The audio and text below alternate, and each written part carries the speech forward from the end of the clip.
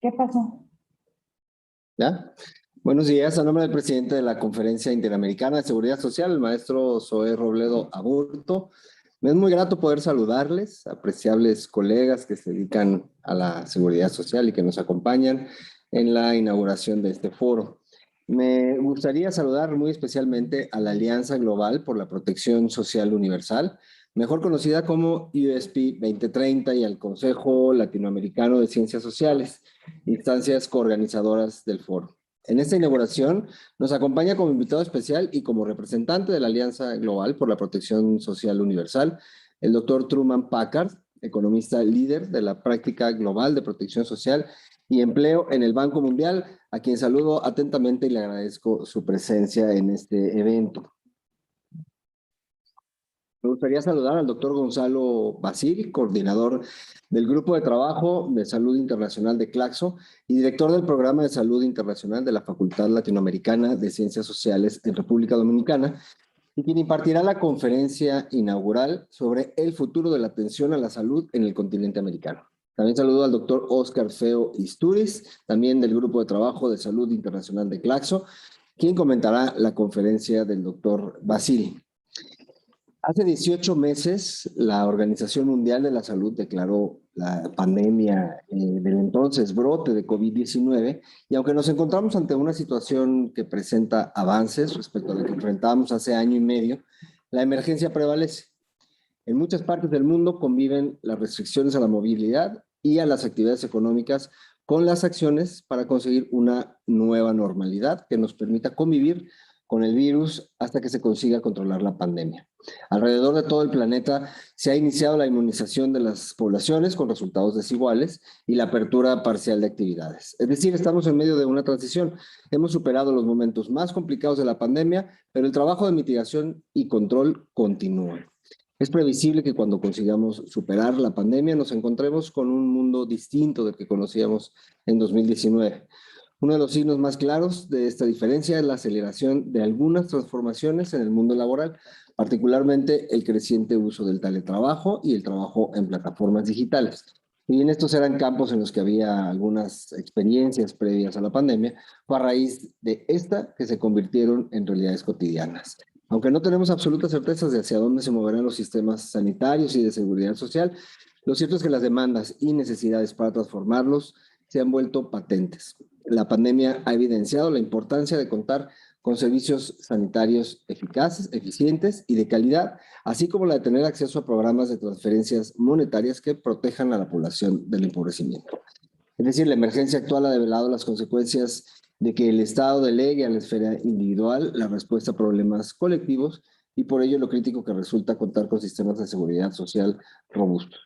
La recuperación de nuestras sociedades después de la pandemia depende enormemente de la construcción de sistemas de seguridad social que protejan a las comunidades y a las personas de los riesgos sociales clásicos como la vejez, el desempleo, los accidentes de trabajo, pero también de los riesgos que han ganado relevancia en las últimas décadas, como los desastres socioambientales, el cambio climático y muy recientemente las pandemias. Históricamente, la seguridad social ha florecido en episodios de crisis. Su origen en Europa se puede ubicar en el convulso final del siglo XIX, en mitad de una creciente lucha de clases y tensiones entre las potencias internacionales que se extenderían hasta el inicio de la Primera Guerra Mundial. La expansión y consolidación de los sistemas de seguridad social en América no se dio sino hasta el periodo de posguerra, cuando los estados tomaron un papel decidido en el fortalecimiento e industrialización de sus economías, después de varios años en los que el comercio internacional estuvo fuertemente influido por la confrontación entre las potencias participantes en la Segunda Guerra Mundial. Pero la historia reciente nos indica que los episodios convulsos también pueden afectar negativamente a la seguridad social. La década de los 80 del siglo XX, con sus recurrentes crisis económicas, anidó un periodo de reformas estructurales que significaron una continua reducción del gasto, privatización de servicios y consecuentes retrocesos en la garantía de algunos derechos sociales. Así pues, las transformaciones de los sistemas de seguridad social no son unilineales ni están completamente determinadas. Dependen de la correlación contingente de fuerzas sociales y nadie puede predecir su resultado. En consecuencia, la construcción de sistemas universales que garanticen el ejercicio del derecho humano a la seguridad social requiere de una amplia deliberación pública, lo que la OIT ha denominado diálogo social. En él, los actores sociales podrían discutir y consensuar los cambios institucionales necesarios para proteger a todas las personas. Conscientes de la necesidad de transformar los sistemas de seguridad social de América para enfrentar mejor los viejos y los nuevos riesgos sociales, la CIS, junto con la Alianza Global por la Protección Social Universal y el Consejo Latinoamericano de Ciencias Sociales, han convocado a este foro que hoy inauguramos. De antemano adelanto, y espero no decepcionarlos, que no podemos afirmar que sabemos ya cuáles son las características específicas que tendrán o deberán tener los sistemas de seguridad social post-pandémicos. Muchos de nosotros y nosotras tenemos ideas sobre lo que deseamos y hacia dónde deberían transitar los sistemas, pero los planos del futuro de la seguridad social en América solo podrán construirse a partir de discusiones entre diversas instancias sociales. Es por eso por lo que hemos convocado a representantes de instituciones de seguridad social, de organismos internacionales, de la academia y de organizaciones de personas trabajadoras a este foro. Aspiramos a que al finalizar los trabajos de estas 3 jornadas, podamos empezar a dilucidar una imagen de la seguridad social para el siglo XXI. No me queda más que agradecer la presencia de todas y todos ustedes y les doy la mejor y la más cordial de las bienvenidas a este foro. Muy buenos días. Muy bien, ahora pasamos con nuestro primer invitado especial, el doctor Truman Packard, economista líder de la práctica global de protección social y empleo en el Banco Mundial, que también viene a representar a la Alianza Global por la Protección Social Universal. Antes de darle la palabra al doctor Packard, me permitiré leer brevemente su semblanza. El doctor Packard es economista líder de la práctica global, bueno, como ya he mencionado, de protección social y empleo del Banco Mundial. Actualmente se desempeña como líder de la práctica de desarrollo humano para México. Truman fue el autor principal del libro blanco de protección social y empleo, Protegiendo a Todos, riesgo compartido para un mundo laboral diverso y diversificado. También dirigió el equipo del Banco Mundial que presentó el informe regional Asia Oriental y el Pacífico en el Trabajo, Empleo, Empresa y Bienestar en 2014. Formó parte de los equipos que elaboraron El Crecimiento Dorado, recuperando el brillo del modelo económico europeo, publicado en 2012, y el Informe sobre el Desarrollo Mundial 2009, Reconfigurando la Geografía Económica. Truman también dirigió el Programa de Desarrollo Humano del Banco Mundial en las Islas del Pacífico, Papúa Nueva Guinea y Timor-Leste, y ha formado parte de equipos que prestan servicios financieros y de transferencia de conocimientos a gobiernos de Europa y Asia Central, Asia Oriental y el Pacífico, América y el Caribe. Con una formación como economista laboral, el trabajo de Truman se ha centrado principalmente en el impacto de los seguros sociales, incluyendo las pensiones, el seguro de desempleo, la cobertura sanitaria, en las decisiones de oferta de trabajo de los hogares, el comportamiento de ahorro y la gestión del riesgo. Truman es doctor en economía por la Universidad de Oxford en el Reino Unido. Él nos hablará hasta por 10 minutos y presentará su posición en este foro. Y bueno, estamos muy agradecidos con su participación. Adelante, Truman. Muchísimas gracias por esa introducción tan cálida. Buenos días a todas y a todos. Es con mucho gusto y agrado que saludo a todos los integrantes de la Conferencia Interamericana de Seguridad Social. Es un honor representar al Banco Mundial y a su director global para la protección social y el trabajo, Mikhail Rutkowski, en este foro. También aprovecho para saludar y agradecer al CIS y sus socios por la invitación al banco a participar el día de hoy. Mi intervención esta mañana se basa en nuestro libro blanco, Protegiendo a Todos, que fue ya mencionado en la introducción. Pero quisiera empezar hablando sobre la Alianza Mundial para la Protección Social Universal. En septiembre de 2016, la Alianza Mundial por el Alcance de los Objetivos del Desarrollo Sostenible, conocida por sus siglas en inglés USP 2030, se lanzó en la Asamblea General de las Naciones Unidas en Nueva York. La Alianza es una asociación mundial que por primera vez reúne a gobiernos, organizaciones internacionales y regionales, interlocutores sociales y organizaciones de la sociedad civil, en un compromiso compartido para garantizar la protección social para todos. Este esfuerzo está copresidido por la Organización Internacional del Trabajo y por el Banco Mundial. La meta de nuestra alianza es un mundo en el que cualquier persona que necesite protección social puede acceder a ella en el momento y donde la necesita. Con ese fin, llamamos a los países y a nuestros socios internacionales a apoyar el compromiso mundial de implementar sistemas y medidas de protección social para todos, ya que la protección social universal es clave para un desarrollo económico y social inclusivo y sostenido para las personas, sus comunidades y las naciones. También es un derecho humano. Nuestro llamado a la acción destaca 5 principios básicos de la protección social universal. Primero, protección a lo largo del ciclo de la vida, a través de sistemas universales que proporcionen una protección adecuada durante todo el ciclo, combinando el seguro social, la asistencia social y otros medios anclados en las estrategias y las legislaciones nacionales. Segundo, cobertura universal que proporciona acceso a la protección y garantiza que los sistemas de protección social se basen en los derechos, tengan en cuenta la dimensión de género y sean inclusivos sin dejar a nadie atrás. Tercero, apropiación nacional con estrategias y políticas de protección social basadas en las prioridades y las circunstancias nacionales, en estrecha cooperación con todos los grupos pertinentes. Cuarto, financiamiento sostenible y equitativo, que garantice la sustentabilidad y la equidad de los sistemas de protección social, dando prioridad a las formas fiables, equitativas, de financiamiento nacional, complementadas, por supuesto, con la cooperación y el apoyo internacional cuando sea necesario.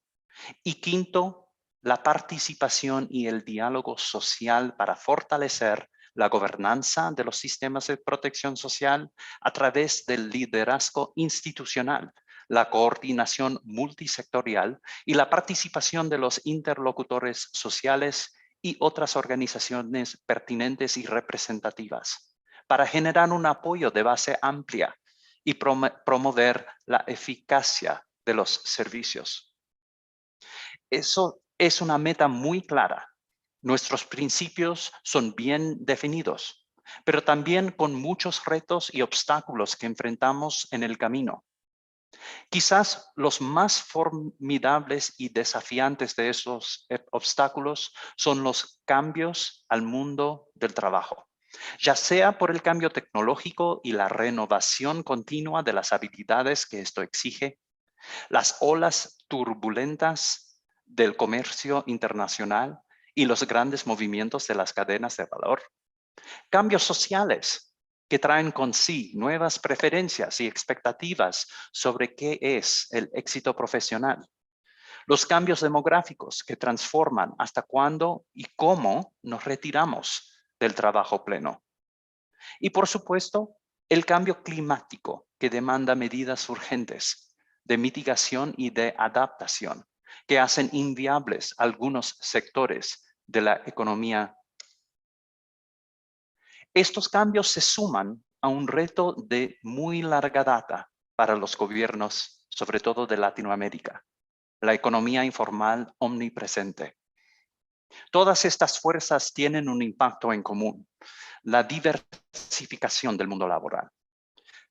La relación laboral de dependencia larga, estable, monógama, que fue el ideal en mediados del siglo XX y sobre cual se basa el modelo de seguro social actual, ya no es la realidad ni la aspiración homogénea que era antes.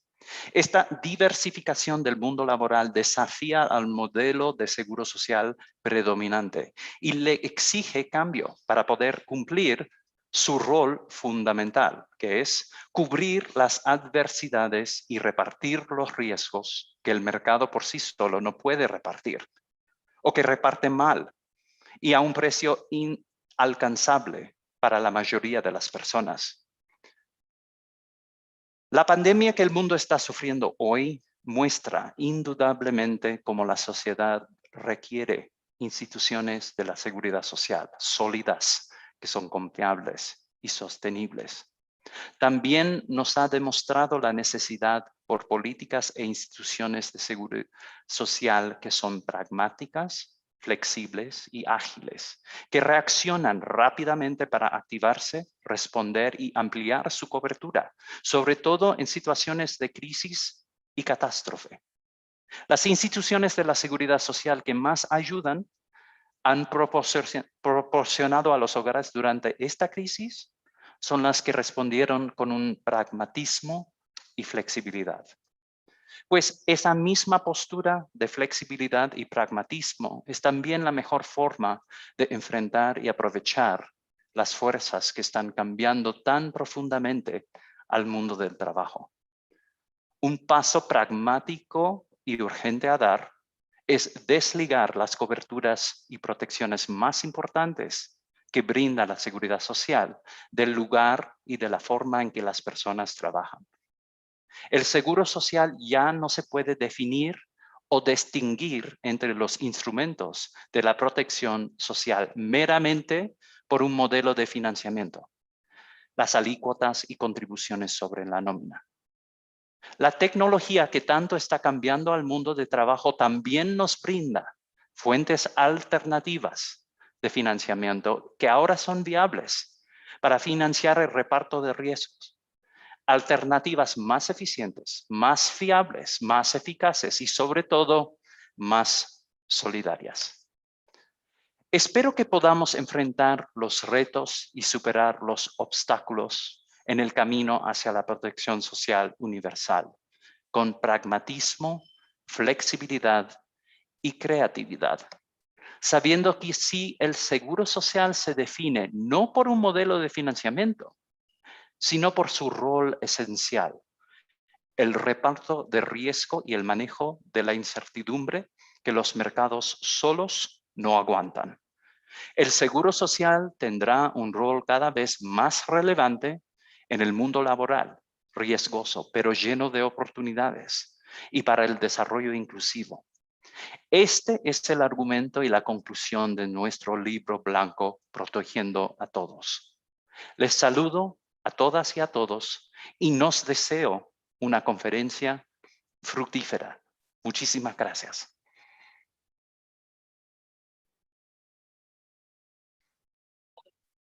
Muchas gracias, Truman. Has aportado unas ideas muy interesantes que son fundamentales, sobre todo la observación de evitar que los mercados laborales, las condiciones laborales se conviertan en una condición de exclusión de la seguridad social para disfrutar este derecho. Después de las palabras de nuestro invitado especial, pasaremos a la conferencia inaugural a cargo del doctor Gonzalo Basile. Antes de cederle la palabra, me permitiré leer su semblanza. El doctor Basile reside en Haití y República Dominicana, es epidemiólogo y cientista social argentino, tiene doctorado en salud internacional por la Universidad Autónoma de Buenos Aires y postdoctorado en epidemiología. Es director e investigador del programa de salud internacional de la Facultad Latinoamericana de Ciencias Sociales, FLACSO, en República Dominicana. Asimismo, es coordinador regional del Grupo de Trabajo de Salud Internacional y Soberanía Sanitaria del Consejo Latinoamericano de Ciencias Sociales, de CLACSO, y es investigador y coordinador de convenios de institutos de investigación en salud pública en el Caribe y profesor de programas de maestría y doctorado en salud pública en varias universidades de América Latina, el Caribe y España. Gonzalo ya ha participado en distintas ocasiones con nosotros, ha impartido un curso sobre salud internacional en el año pasado y bueno, ya lo hemos tenido. Muchas gracias por participar y bienvenido, Gonzalo. Adelante. Buenos días a todos y todas. En principio, saludarles, de los distintos lugares de América Latina y el Caribe que veo que ya están conectadas y conectados. Agradecer un poco a la Conferencia Iberoamericana, la CIS, por la coorganización de este evento, que imagino también que desde Claxo, hay una participación, incluso imagino también desde el GT de Pensiones y Seguridad Social de Claxo. Así que un placer estar esta mañana con todas y todos ustedes. Mi referencia de doctorado de salud internacional es la Universidad Autónoma de Barcelona, no de Buenos Aires, pero solo para referir lo que recién presentaba Miguel. Entonces, muy rápidamente, por los pocos minutos que tenemos en esta conferencia, con este espacio de encuentro que también estaremos dialogando con el profesor Oscar Feo en esta mañana, me gustaría remitirme a 3 o 4 grandes cuestiones, ¿no? O sea, y creo que una de las grandes cuestiones es cómo revisamos, ¿no?, parte de las categorías de análisis de los lenguajes y cómo esos lenguajes y categorías de análisis se terminan transformando, ¿no?, en política pública, se terminan transformando en agenda global. Es decir, seguramente, lo escuchábamos recién al doctor Packard, digamos, utilizar una serie de lenguajes y observaciones, digamos, como lógica del Banco Mundial, que sin duda epistemológicamente, es decir, digamos, dependiendo con los lentes que estemos mirando nuestros objetos de estudio, también vamos a pensar y hacer, ¿no? Entonces, un poco lo que yo quería proponerles esta mañana es, de alguna manera, tratar de analizar muy rápidamente ¿qué significa pensar sistemas de salud desde América Latina y el Caribe? Es decir, de alguna manera, ¿cuáles son para nosotras y nosotros, desde el pensamiento, si quieren, desde la teoría y el pensamiento crítico latinoamericano en salud, desde los distintos espacios desde donde hablamos, ¿no?, que tiene que ver con la academia, ¿no?, con parte de sectores académicos latinoamericanos y caribeños, cómo pensar y qué significa pensar los sistemas de salud en América Latina y el Caribe. Porque sin duda, rápidamente, nosotras y nosotros podríamos empezar a armar una serie de descriptores, ¿no?, descriptores de lo que, por ejemplo, en el tránsito de la pandemia y las epidemias particulares de SARS-CoV-2 en América Latina y el Caribe, sin duda empezaríamos a armar una especie de listado, ¿no?, de listado de problemas estructurantes o de nudos críticos y procesos críticos que atraviesan los sistemas de salud como bienes públicos colectivos, comunes y universales, que serían desde, ¿no?, la fragmentación, segmentación y estratificación, pasando por todos los problemas de sobredemanda y de los modelos de atención deshumanizada, digamos, todo lo que tiene que ver con las incapacidades y el desfinanciamiento crónico que han tenido nuestros sistemas de salud en Latinoamérica y el Caribe históricamente, por lo menos en un periodo largo de más de 50 años. De alguna manera también podríamos empezar a describir por qué nuestros sistemas de salud habían que tenían arquitecturas o que tienen arquitecturas organizacionales, ¿no?, en lógica vertical de controlar enfermedades sobre las poblaciones, de manera además, digamos, con pérdida de capacidades, ¿no?, sobre todo pérdidas de capacidades en la atención de especialidad y de complejidad, como también pérdida de capacidades en el cuidado integral de la salud en los territorios, los barrios, las comunidades, es decir, en lo que llamábamos la vieja atención primaria. ¿Por qué nuestros sistemas de salud en sus establecimientos sanitarios tienen grandes problemas en las condiciones de trabajo de los propios trabajadores y profesionales de la salud, como también en el control y prevención de infecciones y otra serie de nudos críticos que pudiéramos empezar a describir, y en esos descriptores podríamos empezar también a armar arreglos institucionales, ¿no?, como una especie de Frankenstein, empezar a hacer, digamos, pequeños arreglos en el modelo de atención, en el modelo de gestión, en el modelo de organización, en el modelo de financiamiento, tratando de corregir, ¿no?, lo que primero me parece importante plantear aquí, ¿no?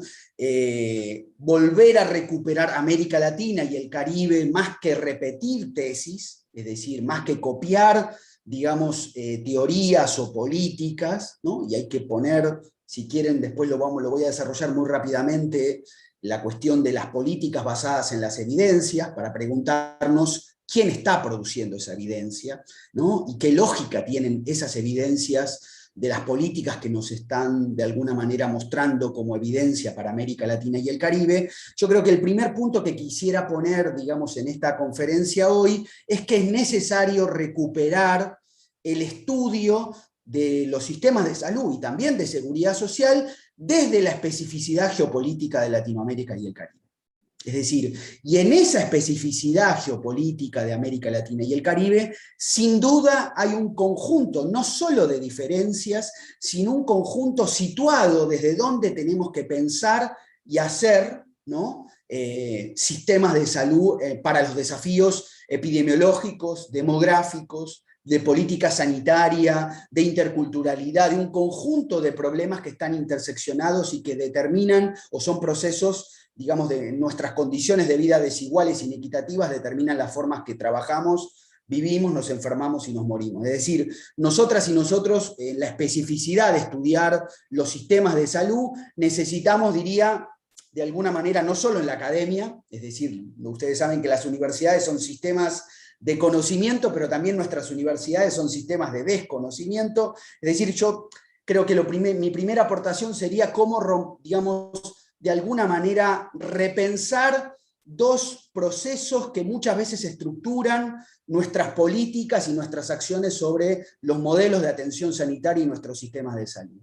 La primera estructuración o lógica, que es muy preeminente en América Latina y el Caribe, aún hoy en el siglo XXI, y ahí parto algo que decía el director general de la CIS, es la necesidad de, si quieren, digamos, autonomizarnos de cierta colonialidad del poder y del conocimiento en política sanitaria y en el diseño de sistemas de salud. Es decir, una colonialidad de poder y de conocimiento que básicamente coloca a América Latina y el Caribe como una especificidad que centralmente lo que hace en la academia, en los tomadores de decisión, en las escuelas de salud pública, es que nos transforma en una especie de importadores de teorías o adaptadores, ¿no? O adaptando nuestras teorías y lentes a los planteamientos que tenga, si quieren llamarlo, el norte global, los países centrales, o la geopolítica, o cierta geopolítica de poder y de conocimiento que hoy puede estar deslocalizado, pero que se reproduce en organismos internacionales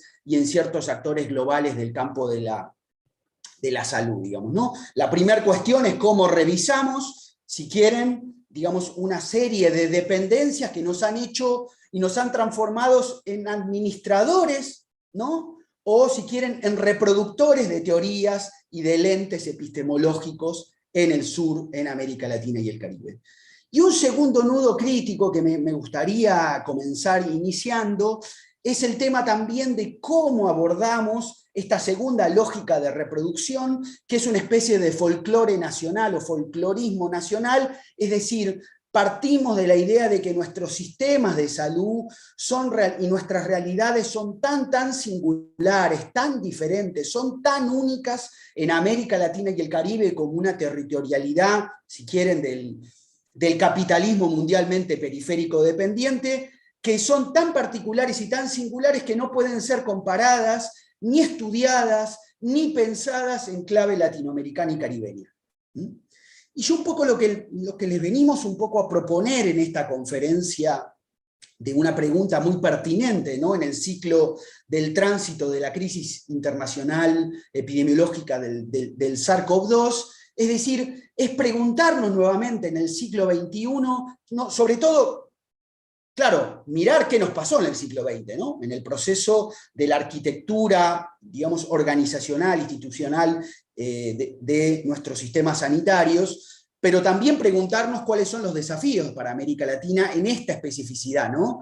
De un capitalismo mundialmente periférico, con estados que han sufrido grandes reformas, que algunos llamarán neoliberales, que yo llamo en realidad el complejo político liberal, digamos, que han destruido las pocas o muchas capacidades que tenían nuestros estados, que de alguna manera tenemos la particularidad de estados con baja autonomía, pero que a su vez el propio Estado reproduce matrices de desigualdad en la sociedad, es decir, es un Estado que nos asiste con algunos bienes públicos a veces fragmentadamente, a veces segmentadamente, a veces de forma desigual y estratificada, por clase social, por etnia y por género, pero por otro lado el mismo Estado muchas veces respalda relaciones sociales desiguales, inequitativas, injustas en el propio seno de la sociedad, digamos, ¿no? Es decir, nosotras y nosotros, si yo tuviera que poner la cuestión social del siglo XXI para América Latina y el Caribe, no es la cuestión social que pensaron los países centrales eurocentrados, es decir, para los problemas que tenía el capitalismo central, ¿no? Ahí siempre utilizo a Karl Polanyi como una reflexión rápida en el sentido de cómo se van construyendo toda la idea de modelos de protección social eurocéntricos, ¿no? El famoso modelo anglosajón liberal, el modelo de lo que nos refería Packard, del modelo de seguro social bismarckiano atado al empleo, o el modelo Beveridge en lógica más británica, que centralmente son todos modelos de protección social pensados para problemas de la cuestión social que tenía el capitalismo central. Es decir, en el tránsito, si quieren, del colonialismo de mercado al capitalismo industrial de mercado. Entonces, pensar desde América, y claro, y que parte de estos modelos de protección social eurocentrados o eurocéntricos, digamos, para los problemas del capitalismo central, han sido también transformados en finales del siglo XX, inicios del siglo XXI, con todas las teorizaciones que nos trajo, un poco si quieren, el ciclo del complejo político neoliberal, con toda la idea de el manejo del riesgo social, el social management risk, toda la idea, toda la teorización del pluralismo estructurado, ¿no? La idea que los sistemas de salud tienen que estructurar mercados regulados, yo pondría desregulados, de coberturas financieras sanitarias, estratificando y segmentando nuestros sistemas sanitarios por una lógica de aseguramientos y de seguros, que como siempre planteamos en América Latina, lo seguro de un sistema de seguros es que es inseguro, profundamente inseguro para la sociedad y para el cuidado de la salud. Entonces, yo lo que diría es pensar desde Latinoamérica y el Caribe los sistemas de salud. El problema no es tanto conocer o pensar como un problema solamente de acumulado de conocimientos y de inteligencia, si quieren, sino el problema, me parece que quiero comenzar planteando, es que no basta solo mirar los problemas desde y hacia Latinoamérica y el Caribe, sino que necesitamos comenzar a trascender, ¿no?,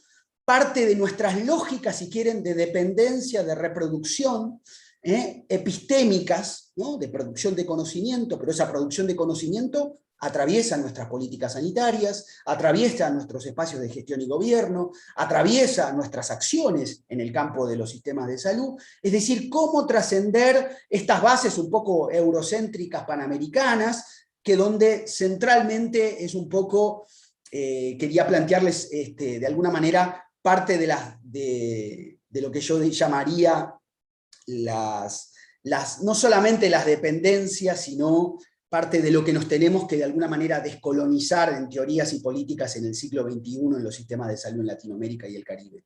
Claro, nuestros estados han sido reconfigurados, es decir, pensar el Estado y nuestra teorización del Estado y la institucionalidad pública en América Latina y el Caribe es muy importante porque lo que ha pasado en el Estado y las reformas estructurales que ha tenido el Estado, como bien planteaban en la CIS, son un determinante sustancial de lo que ha pasado en las políticas sanitarias y los sistemas de salud. Es decir, no puedo, yo como salubrista, si quieren, del siglo XXI, no puedo separar lo que ha ocurrido en las dos grandes tsunamis neoliberales de reforma sobre el Estado en lo que ha pasado en los sistemas y políticas sanitarias y en los sistemas de salud. Es decir, digamos, estudiar un poco cómo comprendemos al Estado, cómo hemos teorizado sobre el Estado, también es estudiar las determinaciones que tienen después nuestras políticas sanitarias y nuestros sistemas de salud, ¿no? Centralmente porque muchas veces seguimos pensando al Estado y a los sistemas sanitarios como una especie de maquinaria weberiana, es decir, como un aparato burocrático administrativo de servicios de salud, de niveles de complejidad y de objetos de una población como objetos, es decir, un aparato burocrático administrativo sanitario externo a la sociedad.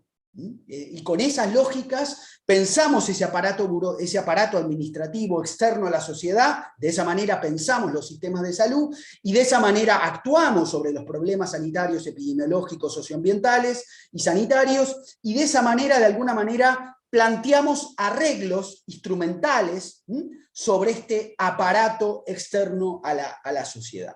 Entonces yo lo que empezaría poniendo, digamos, como punto central del problema de agenda sanitaria para América Latina y el Caribe, América Latina y el Caribe, su problema de cuestión social constitutiva es lo que nosotros llamamos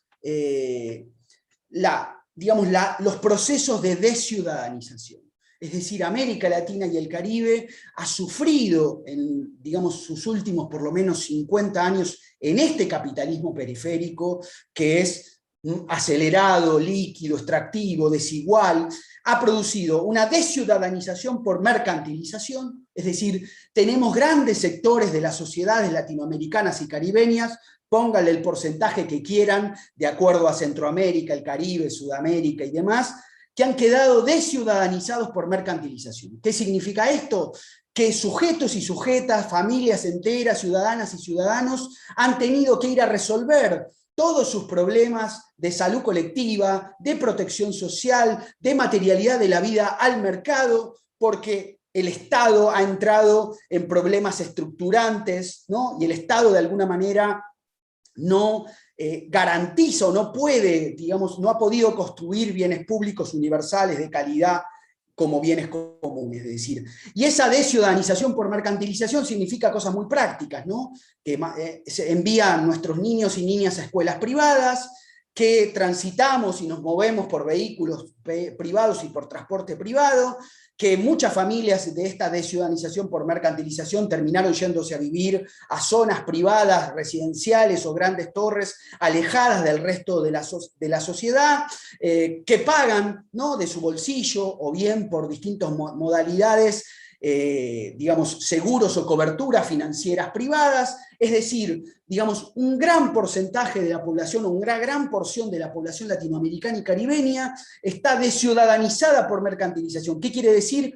Que sus grados de vínculo con los bienes comunes, colectivos y universales, como los sistemas de salud, es a grado cero. Es decir, tienen cada vez menos vinculaciones y consideran solamente como un problema de fiscalidad o de impositivo su relación con la sociedad toda o con el Estado. Pero también, en gran medida, en esos acumulados de desigualdad e inequidad, tenemos una desciudadanización por desposesión. Es decir, conjuntos y clases sociales profundamente empobrecidas, desfavorecidas, que no lo explican la categoría que utilizan la econometría, ¿no?, los economistas de la pobretología, ¿no?, que hablan de los pobres y nos hablan de tasas, indicadores y demás. Es decir, la desciudadanización por desposesión significa de alguna manera una especie de gradiente de inequidad que siempre se puede estar un poco peor y que han quedado desposeídos, que han quedado excluidos y que sienten al Estado, que sienten a las políticas públicas, que sienten a los servicios públicos y a la protección incluso de los sistemas de salud como algo, si quieren, que lo pueden acceder de alguna manera demostrando una prueba de medios de ser muy pobre, empobrecido, tener 4 perros, un gato, una abuela para tener el beneficio social, ¿no?, en el asistencialismo focalizado, o bien considerar que el Estado y los sistemas de salud no responden a sus necesidades, problemas y prioridades en la vida cotidiana. Entonces, lo que les venimos un poco a plantear es nuestros sistemas de salud, tanto como los estados en América Latina, acumulan cambios institucionales y organizacionales promovidos centralmente por organismos internacionales, por actores económico-financieros, pudiéramos algunos, en mi caso yo acotaría también del complejo político liberal, donde todo el tiempo han colocado nuestros sistemas de salud en una agenda de política sanitaria regional y mundial, y el problema es que nos tenemos que preguntar a qué responden esas agendas, por qué de alguna manera estos cambios institucionales que nos han promovido, yo siempre pongo el ejemplo, creo que Oscar Feo también lo hace, ¿no? Ya en los años 30 o 40, cuando se construían nuestros ministerios de salud, ya en los años 40 llegaban las primeras misiones de la Organización Internacional del Trabajo, de la OIT, trayendo el modelo Bismarck de Alemania, ¿no? a América Latina y el Caribe para armar todo, ¿no?, lo que conocemos hoy como nuestros institutos de seguro social o los seguros sociales que tenemos en América Latina, desperdigados en toda América Latina. Después llegaban otras misiones en los 50 y en los 60 para reformar al Estado, entre agencias de cooperación y organismos internacionales. Es decir, nuestros países y nuestros territorios y nuestros estados-nación se han movido o bien por el ciclo de reformas que yo diría más de corte desarrollista, en las lógicas del modelo de protección social bismarckiano o Beveridge, o más si quieren en la lógica de las reformas más actuales que podemos ubicar como neoliberales, donde aparece todo el manejo del riesgo social, el gerenciamiento del riesgo y el pluralismo estructurado, pero lo que trato de plantearles es que desde la conformación, si quieren, y la arquitectura de lo que conocemos hoy como sistemas de salud en América Latina y el Caribe, nuestras teorías y políticas sobre sistemas de salud se han, digamos, movido o bien para mantener y alentar lógicas de intereses, ¿no?, de los sistemas de salud como lógicas de intereses del desarrollo nacional, o bien los sistemas de salud como un espacio para promover expansión de bienes de mercado y coberturas financieras. Entonces, nuestras tesis y nuestras políticas por eso siguen respondiendo muchas veces a tipologías de estudio, a clasificación de modelos de protección social y de sistemas de salud en nuestras universidades, escuelas de salud pública. Claro, no es solo en la gestión y gobierno que ocurre esto, ¿no? Entonces, nosotras y nosotros estamos muy atravesados por toda esa dinámica que de alguna manera, un poco lo que les queremos, digamos, introducir acá, es cómo esa institucionalidad y esa materialidad de los sistemas de salud, de alguna manera, con la idea de un cuerpo administrativo que es externo a la sociedad, necesitamos, es decir, y que queda reducido a un aparato al Estado, ¿no? Los sistemas de salud quedan reducidos a un aparato del Estado externo a la sociedad, con instituciones, con niveles de atención, como decía antes. Es decir, lo que un poco plantearles es, de alguna manera, cómo salir de estas tesis, ¿no?, estas tesis que nos han planteado sobre los sistemas de salud, ¿no? Cómo, de alguna manera, lo que nosotros en Claxo llamamos cómo descolonizar nuestras teorías y nuestras políticas sobre los sistemas de salud.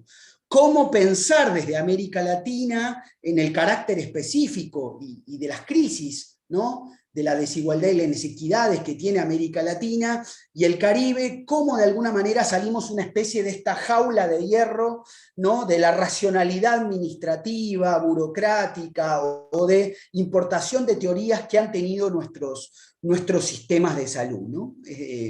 Y yo creo que para repensar nuestros sistemas de salud desde América Latina y el Caribe, lo primero que quisiéramos plantear es cambiar nuestras categorías de análisis. Es decir, necesitamos cambiar nuestros lenguajes y nuestras categorías de estudio y de análisis, porque al cambiar nuestras categorías de análisis, cambian también nuestros lentes, nuestras formas de cómo estamos mirando un problema complejo, cuasi estructurado o semiestructurado, de pensamiento complejo que son los sistemas de salud para cuidar la salud, digamos, y la vida en sociedad en nuestra región, ¿no? Entonces, en esa lógica yo podría poner 2 o 3 coordenadas muy rápidas, y Ingrid me va avisando del tiempo, o Miguel, pudiera poner 2 o 3 coordenadas muy rápidas de por dónde repensar o pensar los sistemas de salud en América Latina. Y la primera cuestión que quisiera poner como centralidad es que necesitamos en América Latina y el Caribe redefinir por nosotras y nosotros mismos, para no ser hablados y pensados por otras y otros, el para qué y el por qué de los sistemas de salud en el siglo XXI. Es decir, necesitamos asumir que los sistemas de salud son construcciones históricas, ¿no?, que tienen grandes acumulados de reformas, de cambios, de arreglos en la relación, pero centralmente que los sistemas de salud son frutos de las relaciones entre el Estado y la sociedad, ¿no? Y en esa, digamos, pensar los sistemas de salud desde una forma de relaciones sociales, de relaciones políticas, de relaciones económicas también y culturales. Por eso nos permite entender qué cosa, que los condensados institucionales que vemos en la esfera pública, ¿no? Eso que vemos instituido hoy como sistema de salud, sistema sanitario en nuestro país, en nuestros países, es algo dado, es un acumulado de cambios organizacionales e institucionales, pero es fruto de una construcción histórica, y ese fruto de construcción histórica es posible de transformar o refundar, digamos. Es decir, no quiero, digamos, quiero de alguna manera incorporar esta idea de que cómo salimos de nuestra lógica de pensar los sistemas de salud como aparatos o cuerpos administrativos burocráticos, ¿no? O con lucubraciones o con lógicas tecnocráticas, ¿no? De la expertise de una serie de, ¿no? de técnicos o técnicas iluminados que nos vamos a sentar en un laboratorio de política pública y que vamos a salir después a aplicarle el plan, la estrategia o la teoría a la sociedad, digamos, y cuando ese plan, estrategia o teorización y política pública no funciona, no es culpa de la dinámica tecnocrática, sino de la sociedad, digamos, ¿no? Es decir, necesitamos recuperar una mirada sobre los sistemas de salud como bienes públicos, comunes y colectivos, que se expresan en diferentes esferas públicas, en territorios, territorialidades, y en los espacios sociales de la salud y la vida en sociedad. Los sistemas de salud no se expresan solo en la materialización de servicios, establecimientos curativos asistenciales, hospitales, centros de salud, y una tecnología positivista biomedicalizada para resolver el daño social que producen las condiciones de vida. No, necesitamos recuperar los sistemas de atención sanitaria como instituciones colectivas, como instituciones que se construyen con las estructuras sociales que coexisten en nuestras sociedades. Entonces, ¿eso qué nos permitiría? Nos permitiría entender que nuestros sistemas de salud, como ocurre hoy en América Latina, reflejan y muchas veces reproducen las desigualdades e inequidades que están en nuestras sociedades, pero los sistemas de salud también pueden ser una determinación intermedia, un determinante intermedio de la salud colectiva para producir dispositivos exitosos para enfrentar, reducir y transformar las condiciones sociales de vida. Entonces, en esto, el redefinir el para qué y el por qué de nuestros sistemas de salud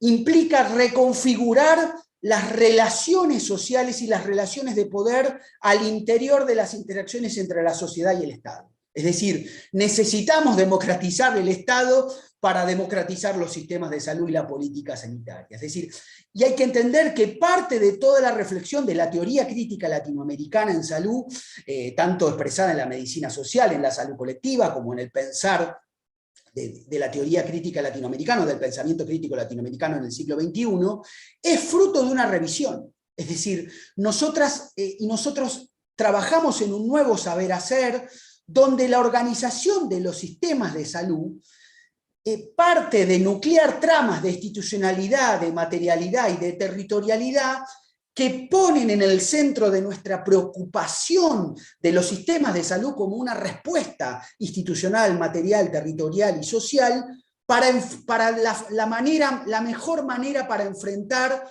la determinación social de la salud y la vida. Es decir, el nuevo saber hacer de nuestra teoría y política en sistemas de salud debe poner en el centro la determinación social de la salud y la vida. Y en eso Gonzalo, me parece... Sí, ya perdón, no, quedan 5 minutos, perdón por interrumpirte. Perfecto. Entonces estábamos bien.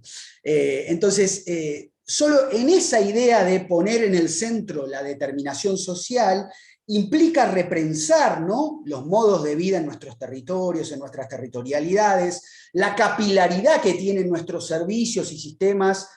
Me cuesta utilizar todavía la palabra atención sanitaria, Oscar Feo sabe, y lo hablará seguramente, que nosotras y nosotros hablamos de cuidado integral de la salud, y poner la categoría cuidado implica repensar también cómo, digamos, repensar el cuidado de la salud, no solo en la centralidad de la enfermedad y la muerte, sino en las formas de producir salud y vida.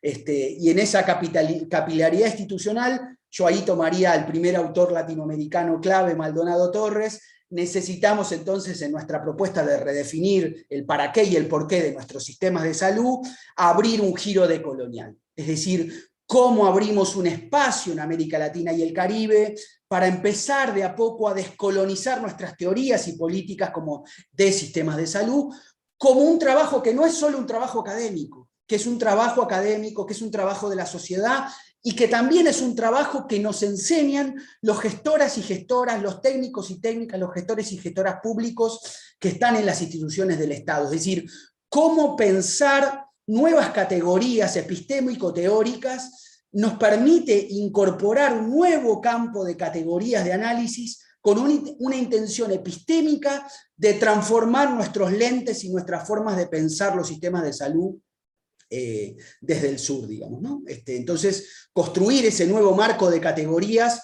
creo que es, digamos, uno de los planteamientos que quisiera dejarles establecidos esta mañana.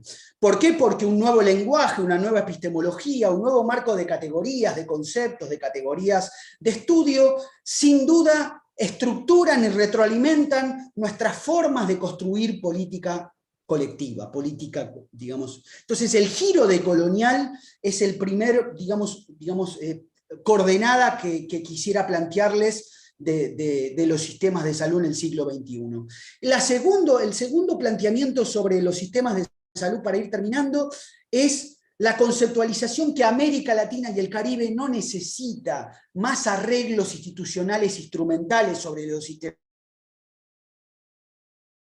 Reformas de las reformas, ¿no? En un ciclo de reformas que lo que han, digamos, tenido como resultado de materialidad de la salud y la vida de los sistemas de salud, son sistemas de salud cada vez más desiguales, más estratificados, más financiarizados, y que cada vez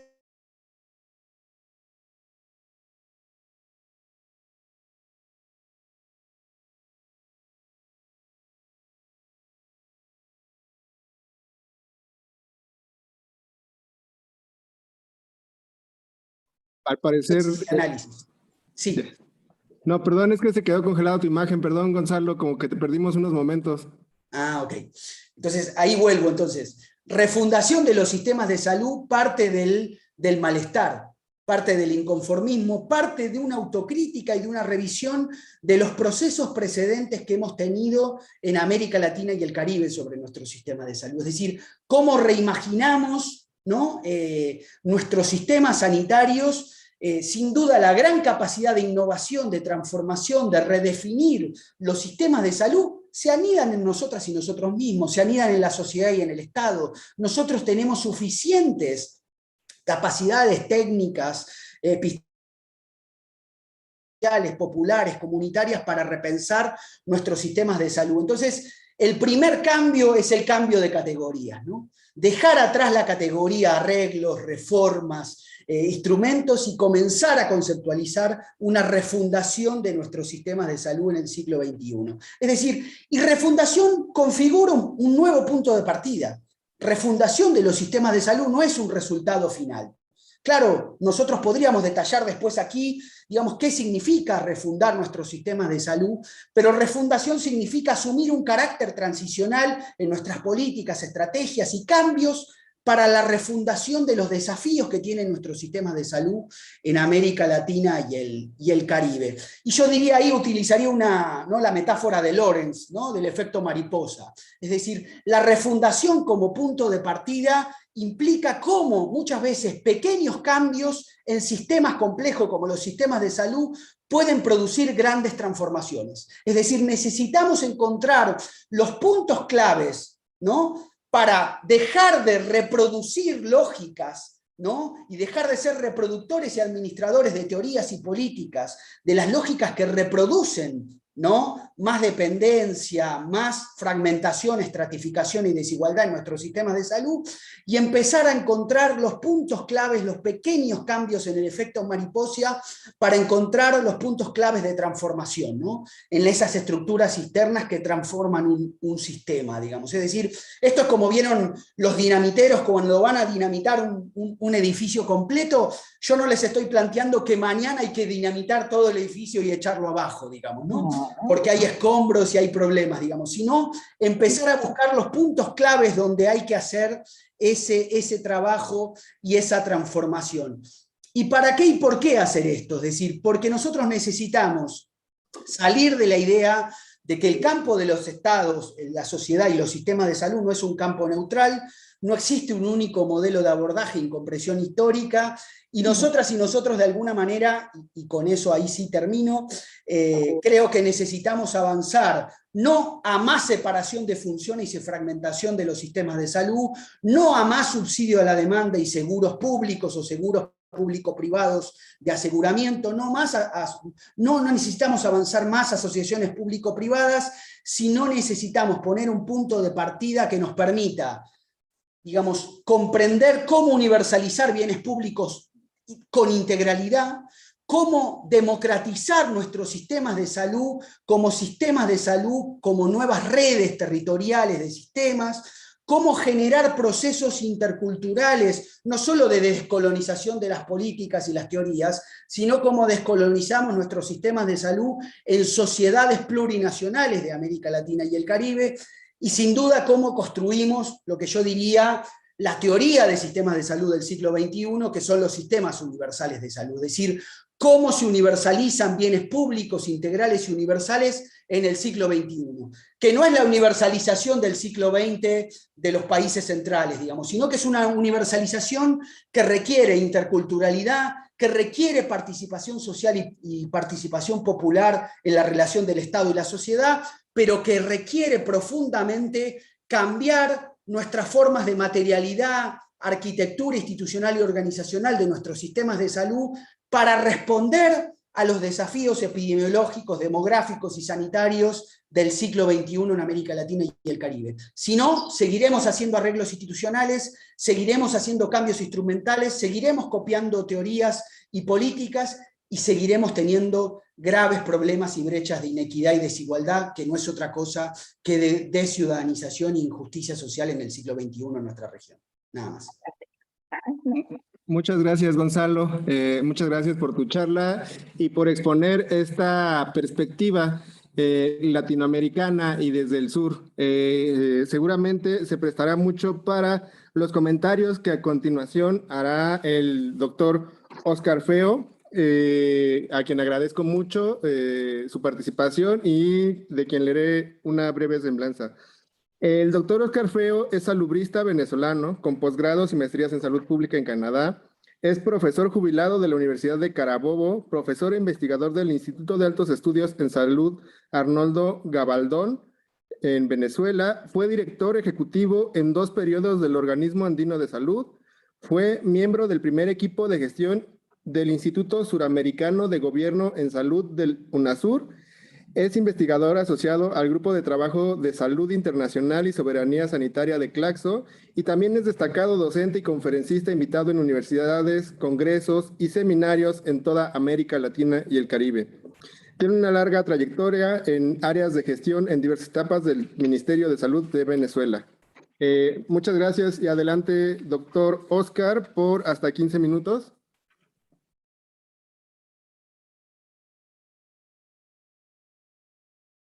Doctor. Me parece que justo se le cayó la conexión. Sí, se desconectó. Puede ser que a veces en Venezuela está un poquito inestable la... Déjenme ver a ver que lo voy a llamar. Un minuto. Gracias, Gonzalo. Bueno, esperamos un momento. Y bueno, aprovecho para invitarles al resto de las mesas. El día de hoy tendremos la mesa 2 que estudia las relaciones entre el mundo del trabajo y la seguridad social. El día de mañana tendremos mesas que hablan, por un lado, sobre los efectos del cambio demográfico, particularmente el envejecimiento poblacional, que sabemos es un proceso que afectará de manera acelerada la región americana en las próximas décadas, y posteriormente un tema de la mayor importancia y que quizá no se le ha dado la atención debida, como es el de la migración y la seguridad social. Finalmente, en nuestra tercera jornada de trabajo, tendremos una mesa que explorará los requerimientos, las maneras, las alternativas para garantizar la sostenibilidad financiera de los sistemas de seguridad social, sobre todo a la luz, bueno, de complicaciones económicas como las que han caracterizado incluso este momento, también los cambios demográficos, los cambios en el mundo laboral, cómo influyen todos estos cambios en la sostenibilidad. Finalmente, nuestra mesa de conclusión, nuestra mesa de clausura, estará a cargo de Vinicius Piñeiro, que es director regional de la oficina de la OIT, que nos hablará sobre la postura de la Organización Internacional del Trabajo, sobre la seguridad social para América, sobre lo que vislumbran como el futuro. Como ustedes pueden observar, estas mesas son plurales, son amplias. En la CIS estamos abiertos a escuchar todas las posturas. Estamos muy interesados en enriquecer el debate y en contrastar las posturas.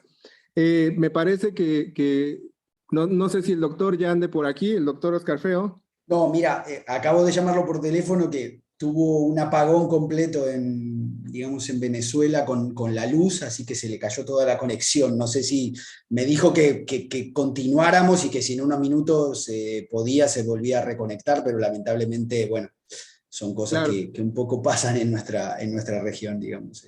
Claro, bueno, es complicado, entiendo. Bueno, entonces, si les parece bien a nuestros panelistas, pasaremos a una ronda de preguntas y respuestas, de comentarios por parte del público.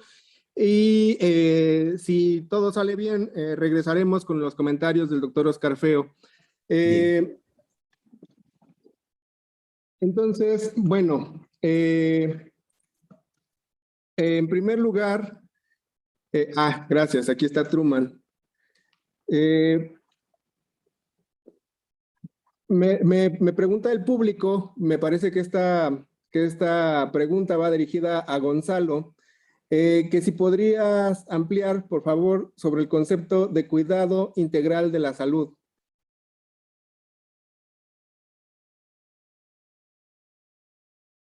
Gonzalo. ¿Quieres?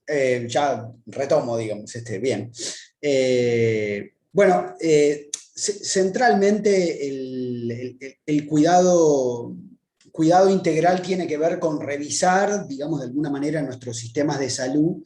En América Latina y el Caribe necesitamos revisar de alguna manera los modelos de atención, ¿no? Es decir, nuestros modelos de atención en los sistemas sanitarios han quedado en dos dinámicas, ¿no? Es decir, digamos, por un lado, en una dinámica donde nuestros modelos de atención se han centrado mucho en la asistencia, curación, ¿no? de lo que conocemos como los procesos de salud-enfermedad.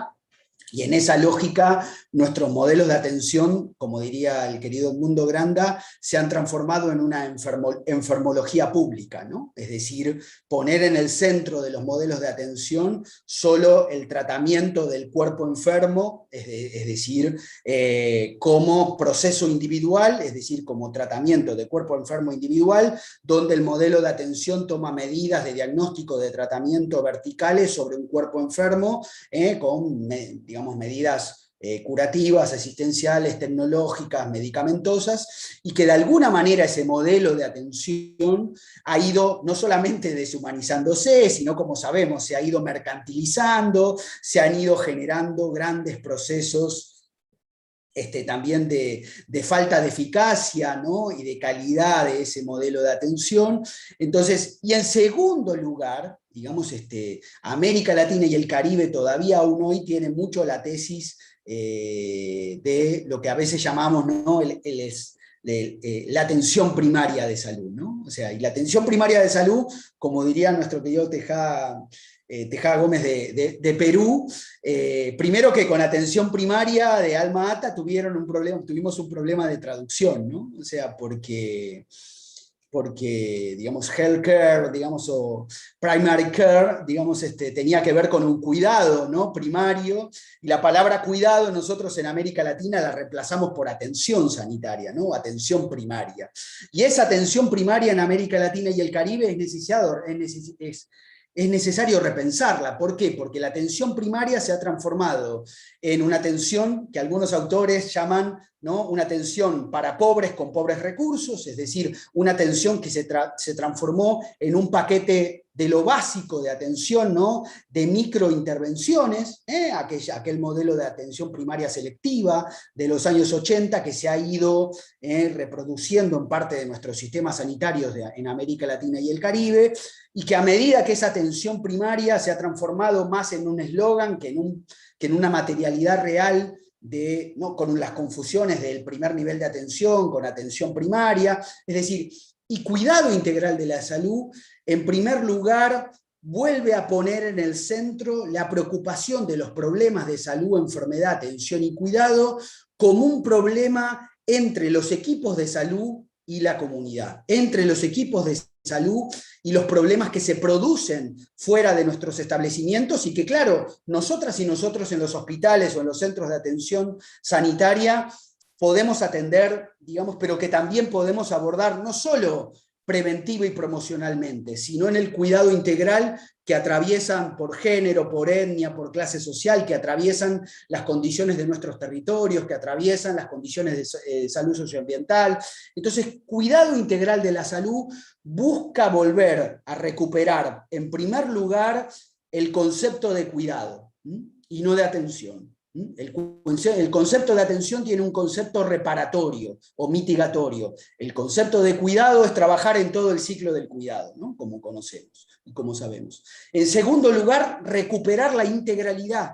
Es decir, nuestros sistemas de salud, un poco por toda la dinámica del aseguramiento y de las políticas de seguros, lo que ha pasado es que nuestros sistemas sanitarios han ido no solamente fragmentando y estratificando, sino que estos paquetes básicos, que estos paquetes por costo-beneficio, que estos paquetes, lo que han hecho es quitar, digamos, de la estrategia de cuidado de la salud de la sociedad, la integralidad. Es decir, resolver y atacar y responder, un sistema de salud responda a todos los problemas, necesidades y prioridades que tiene la sociedad en un momento determinado, o a la sociedad, a la persona, a la ciudadanía, en un momento determinado. Digamos, ¿qué ha pasado con esa integralidad? Se ha ido fracturando y se ha ido fragmentando por paquetes de servicios, por procedimientos, por lógicas, de todo lo que tiene que ver, ¿no? Con lo que llamamos lo que llaman la teoría clásica neoliberal, las garantías explícitas, es decir, poner un listado de enfermedades, un listado de procedimientos, y a eso solo se dedica el sistema sanitario y la salud, es decir, ¿y en eso qué pasa? Que el cuidado pierde su capacidad de integralidad, pierde su capacidad de ver al sujeto en su contexto de modos de vida y condiciones de vida, digamos. Y ahí me detengo. Muchas gracias, Gonzalo. Ahora una pregunta para Truman. Me preguntan, y creo que va muy relacionado con el libro que recientemente nos comentaste y que parece muy, muy interesante, el libro blanco de protección social y empleo, protegiendo a todos, riesgo compartido para un mundo laboral diverso y diversificado, que noté que nos dejaste la liga. Muchas gracias por la liga, por la información. Y bueno, en particular la pregunta es, ¿cuál sería la manera en que la seguridad social se puede adaptar o se debe adaptar a las nuevas modalidades de empleo? Pone el caso de México, pone el ejemplo de México, que aquí se distingue radicalmente en trabajadores formales e informales. Digo, creo que no es solamente el caso de México, es algo que acontece en la mayor parte de la región latinoamericana, por lo menos, y en muchas otras partes del planeta, sobre todo en lugares como África y otros sitios en los que hay esa clara división. ¿Tú qué opinas? ¿Cuál sería esa manera en que se debe adaptar la seguridad social a esas nuevas modalidades? Gracias por la pregunta, Henry Peto. Creo que fue el que planteó la pregunta. Justamente ese es el propósito, eso fue el punto de partida, esa pregunta fue el punto de partida para nuestro libro blanco que he compartido en el chat. Creo que, bueno, la manera en que se puede evolucionar el seguro social, la seguridad social, en algo que sigue siendo relevante en un nuevo mundo de trabajo más dinámico, más diverso, es justamente pensar en el seguro social por su función y no por su estructura de financiamiento, sobre todo. Y creo que muchas veces en este debate se pierden muchas oportunidades para renovar las instituciones de la seguridad social, tratando de ser más bismarckiano que el mismo Bismarck lo fue en su momento. El modelo actual de financiamiento basado en impuestos a la nómina fue una solución pragmática, la respuesta pragmática a una limitación que tenían los gobiernos en Europa a finales del siglo XIX y a principios del siglo XX, que no tenían la capacidad tecnológica ni administrativa para observar los grandes flujos de recursos económicos para poder grabar y así financiar sus políticas públicas. La solución fue darle mucha responsabilidad a la empresa empleadora y grabar el flujo de recursos más visible en ese entonces, que era la nómina. Hoy en día, la tecnología que tanto ha creado mucho cambio en el mercado laboral, que ha creado nuevas formas, formas muy precarias de trabajo, también nos ha dado oportunidades que antes no teníamos, herramientas digitales, información para la administración de la política pública que amplía el rango o los instrumentos de recaudación, los instrumentos de financiamiento público, más allá de la mera nómina. Impuestos a la nómina siempre tendrán su lugar en la organización de las instituciones de reparto de riesgo. Siempre habrá un lugar para esa fuente. Pero hay muchas otras fuentes. La grabación del consumo, la grabación de otras transacciones económicas que ahora son visibles. Hablamos mucho de la formalidad y la informalidad. Para mí, la esencia, desde el punto de vista de alguien que aconseja y maneja la política pública, la esencia de la informalidad es la invisibilidad de esa actividad económica frente al Estado. Y por lo tanto, con la aplicación de nuevas tecnologías, mucho más que antes era invisible al gestor de la política pública, ahora es visible. Y si es visible, es grabable. Entonces, eso nos exige, como los diseñadores de políticas públicas de instituciones de seguro social, ser mucho más pragmáticos, mucho más creativos, no insistir en ser más bismarckiano que el mismo Bismarck fue en el momento de la creación del actual modelo, y ser abiertos a otras formas de estructurar el financiamiento para que las instituciones sigan haciendo su función, que es el reparto de riesgo y el manejo de incertidumbre que los mercados no pueden aguantar. Pero damos muchas más ideas más concretas en nuestro libro blanco que he compartido con ustedes. Gracias. Muchas gracias, Truman. De hecho, sí es lo que notamos, que tiene bastantes planteamientos interesantes y que creo que se prestarían muchísimo a la discusión. De hecho, creo que, perdón por tomarme el atrevimiento, de hecho creo que sería muy oportuno tener un evento en el que, si nos hicieras favor de presentar este libro para que la audiencia pudiera conocerlo con mayor profundidad y, bueno, poder atender cada uno de los elementos que planteas de manera más detallada. Digo, espero no comprometerte en público, pero bueno, ahí está el ofrecimiento. Con mucho gusto acepto la invitación, con mucho gusto. Gracias, Truman. Bueno, acá me hacen otra pregunta. Esta me parece que está destinada a Gonzalo. Y dicen, para mejorar los sistemas de salud se requieren recursos financieros.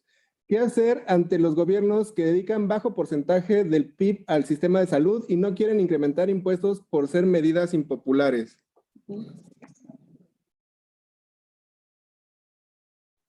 Bien, sí, gracias, Miguel. Sí, había dos preguntas, una anterior que preguntaba qué es la teoría, cuál es la teoría clásica neoliberal, digamos, ¿no? Yo diría que, bueno, después podríamos discutir epistemológicamente qué es, si hay neoliberalismo, liberalismo, pero centralmente lo que diría es que hoy la tesis fundamental de las reformas a los sistemas de salud, o la teoría, digamos, ordenadora hoy de los sistemas de salud en Latinoamérica y el Caribe, particularmente tiene que ver con la teoría de pluralismo estructurado, ¿no? Es decir, y la teoría de pluralismo estructurado de Londoño y Frenk, centralmente lo que plantea esa teoría es que, si quieren, visto desde la perspectiva latinoamericana y caribeña, y visto los resultados después de la Ley 100 en el caso de Colombia, o otros procesos que se han ido desarrollando en América Latina basados en esa teoría, ¿no? Bueno, México en algún momento lo desarrolló con el Seguro Popular de Salud, Perú tuvo la Ley de Aseguramiento Universal basado en esa teoría, República Dominicana también tuvo una ley, una reforma de seguridad social basado en esa teoría. Centralmente el pluralismo estructurado lo que nos plantea es cómo en realidad la propia reforma al sistema sanitario puede generar un mercado regulado de competencia regulada de seguros, digamos, ¿no? de coberturas financieras. Es decir, y centralmente esta teoría, digamos, que algunos autores llamaremos neoliberal, tiene que ver con tres cuestiones básicas, ¿no?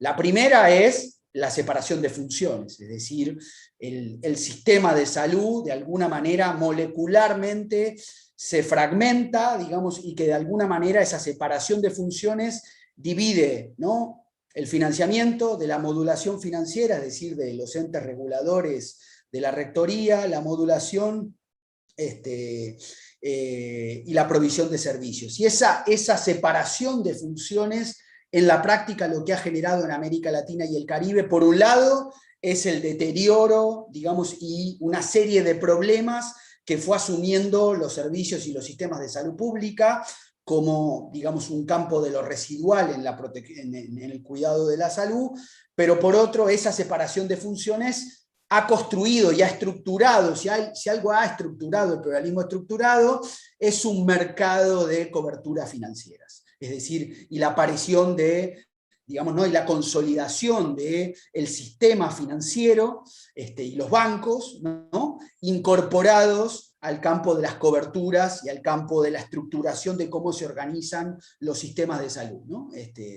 Un poco lo que decía el Banco Mundial, no Packard, pero otros autores del banco, ¿no?, en Invertir en Salud de 1993, era invertir en salud. Claro, yo siempre hago la broma, un poco en serio, un poco en broma, que en realidad no era invertir en salud para transformar los bienes públicos, sociales y mejorar la esfera pública de los sistemas de salud, sino era un llamado a los inversores a que vengan a invertir al campo de los sistemas sanitarios, que en el campo de los sistemas sanitarios también hay espacios para acumulación financiera de capital, digamos, ¿no? Entonces creo que esa teoría de pluralismo estructurado, que muchos de nuestros países las han implementado como una teoría dominante de lo que había que hacer en la seguridad social, es lo que había que hacer en los sistemas de salud, es lo que han estructurado los mercados de sistemas de seguros sanitarios. Creo que es momento, un poco ya lo planteé, de revisarlo, o por lo menos de tener claro cuáles son los presupuestos que tiene esa teoría, y para qué fue pensada esa teoría, y cómo se estructuró esa teoría. Una segunda, y rápidamente, la segunda consulta sobre el financiamiento. Claro, yo no me referí, pero un poco las tres adversidades que nos plantean, que se nos ponen enfrente, ¿no?, para repensar, ¿no?, y transformar nuestros sistemas de salud en América Latina y el Caribe, digamos, enseguida aparecen tres adversidades. La primera, la adversidad económico-política, ¿no?, la economía política, es decir, lo que nos planteaba recién, esa es una adversidad que rápidamente nos ponen sobre la mesa, en el sentido de que, bueno, ¿cómo financiamos, ¿no?, digamos, la transformación de sistemas de salud hacia sistemas universales? Que cuidado, yo no hablo de sistemas universales con la lógica ni siquiera Beveridge del siglo XX, ni con la lógica de universalizar modelo bismarckiano. Esos son problemas de la teoría neoclásica de Occidente, digamos. Hay que pensar en clave latinoamericana y caribeña este problema, digamos. Entonces, los sistemas universales en Latinoamérica y el Caribe, seguramente nuestros sistemas de universalización de sistemas de salud o de sistemas universales parta de construir sistemas locales universales de salud, por todo lo que ha pasado con la descentralización, por lo que han pasado con los servicios de salud.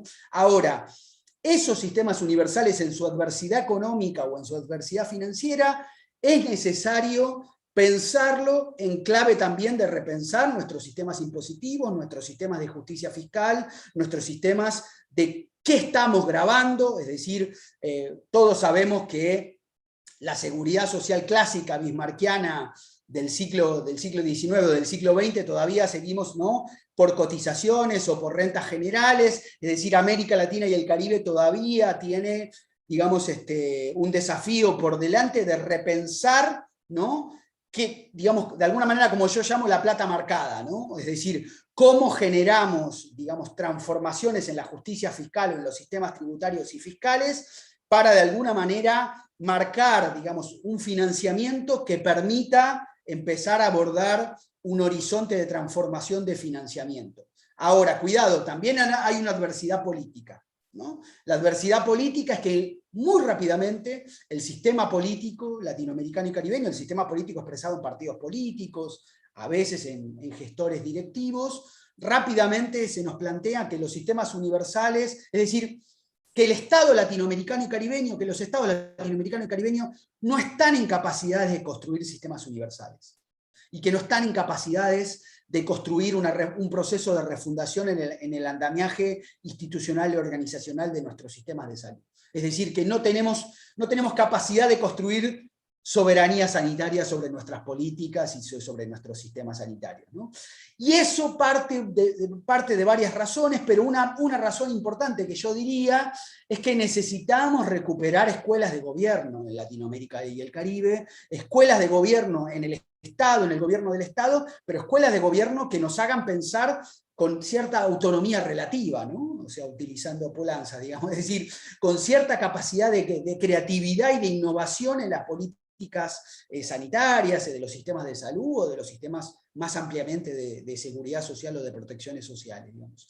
Y en esas nuevas articulaciones creo que el tema de las escuelas de gobierno y de reempezar al Estado, me parece que hay una clave. Y la tercera adversidad, que no me referí, es la adversidad técnica. Es decir, rápidamente nos dicen, no tenemos los técnicos y los gestores que, porque hemos formado a nuestros técnicos y a nuestros gestores de gobierno y del Estado a administrar, ¿no?, instituciones y fragmentos de sistemas fragmentados, estratificados, y administrar arreglos institucionales, digamos. Es decir, bueno, eso parte también de una especie de subestimación de las capacidades que tienen nuestros gestores y gestores públicos, nuestros técnicos y técnicas de gobierno, que sin duda, digamos, esto, aunque algún planteamiento de lo que estuvimos haciendo acá nos puede parecer osado, que puede no estar en la agenda político-sanitaria hoy, sin duda creo que invitamos también a repensarnos nosotras y nosotros mismos como sujetos, ¿no?, en esta idea del efecto mariposa, como sujetos de empezar a transformar en microáreas, en microespacios, la institucionalidad pública sanitaria en América Latina. Muchas gracias, Gonzalo.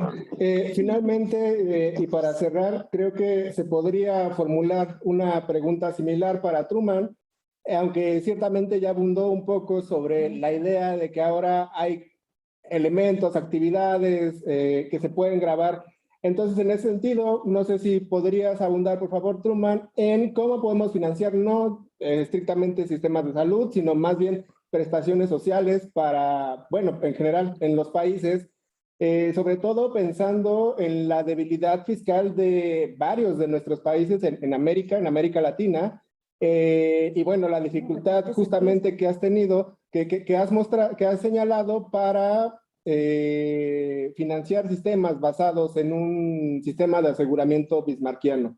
Entonces, esa sería un poco la pregunta, cómo financiar sistemas de seguridad social que garanticen el derecho humano a la seguridad social. Bueno, creo que un buen paso es dejar de tratar ciertos impuestos, específicamente para este foro, el impuesto a la nómina, como si fuese un instrumento sagrado o un principio de la seguridad social. No es un principio, es una herramienta de financiamiento. Y así abrirse a la posibilidad de hacer otras grabaciones, de conseguir otras fuentes de ingreso. Un punto clave que mencionó Gonzalo es si ese instrumento de ingreso público tiene etiqueta, es etiquetada, o si es algo para el libre uso para el gobierno de turno. Eso es un debate muy importante y es un debate que va a tener distintos resultados en cada país según la credibilidad de las instituciones de decisiones públicas sobre el uso de recursos públicos. Pero sí hay muchas fuentes que son poco utilizadas en cuanto al ingreso público. Y un debate sobre reformas tributarias que se distrae en un debate sobre instrumentos, que si grabar la nómina o grabar el consumo, por ejemplo, el IVA o la cotización a la nómina. Eso es un argumento entre instrumentos que pierde la vista de algo mucho más importante, que es que la base limitada la base imponible demasiado limitada, la base imponible artificialmente limitada por las excepciones, las deducciones, todas las posibilidades que tiene la gente con el recurso para educarse, para minimizar lo que el Estado graba de su ingreso. Entonces, creo que un análisis de cómo ampliar la base tributaria, inclusive con el uso de instrumentos que, en mi opinión, son muy poco utilizados. La grabación a los bienes raíces, la grabación a la riqueza heredada. En el mundo hay muchos instrumentos que son muy tradicionales, instrumentos muy conocidos de ingreso público que son subutilizados. La consecuencia de eso es que tenemos que sobreutilizar algunos otros, y entre ellos la grabación a la nómina, que tiene su impacto negativo en otros ámbitos del bienestar y de la política pública. Entonces, yo creo que dejar los principios y el dogma fuera del debate y analizar cuáles son las nuevas opciones que la tecnología nos abre para el financiamiento sustentable del seguro social. Gracias. Muchas gracias, Truman. Muchas gracias, Gonzalo. Bueno, no me queda más que agradecer las aportaciones de los dos. Fue una mesa muy interesante que nos ha dejado muchísimos aprendizajes. Es una pena las dificultades técnicas que enfrentó el doctor Oscar Feo, pero bueno, hemos agotado el tiempo para esta sesión. Seguramente en el futuro podremos contar en algún evento con la presencia del doctor Oscar Feo, y también acá me tomé el atrevimiento de invitar en público a Truman para una plática posterior. Muchas gracias a ustedes, a nuestros ponentes, muchas gracias por supuesto a todas las personas que nos acompañan. Finalmente, cierro invitándoles a la siguiente mesa que inicia a las 12 del día en horario de la Ciudad de México, en la que trataremos las relaciones entre el mercado laboral, particularmente algunas de las transformaciones que está comentando Truman y cómo se relacionan esas transformaciones con la seguridad social. Les invito, no tendrá ningún desperdicio esa mesa, será muy rica, tendremos aportaciones muy valiosas desde distintas posturas. Así está planteado este foro, contrastar, identificar y discutir ideas desde todos los ámbitos, desde todos los orígenes. Entonces, bueno, muchas gracias a todos, a todas.